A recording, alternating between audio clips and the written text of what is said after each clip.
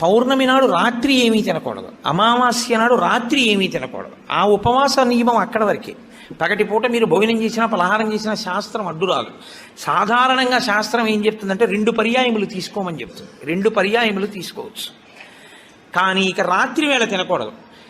అష్టమి తిథి, చతుర్దశి తిథి, ఈ 2 తిథుల్లో పగటి వేళ తినకూడదు, రాత్రి వేళ తినాలి.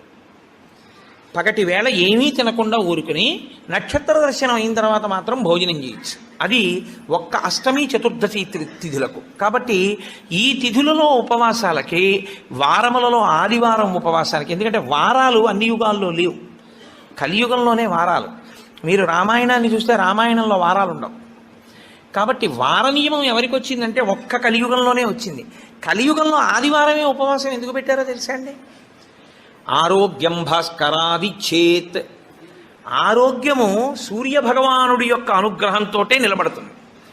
సూర్యభగవానుడు అధిదేవతగా కలిగినటువంటి రోజు, ఆయన యొక్క తేజస్సు ఎక్కువగా పరిపుష్టమయ్యే రోజు భానువారము, ఆదివారం.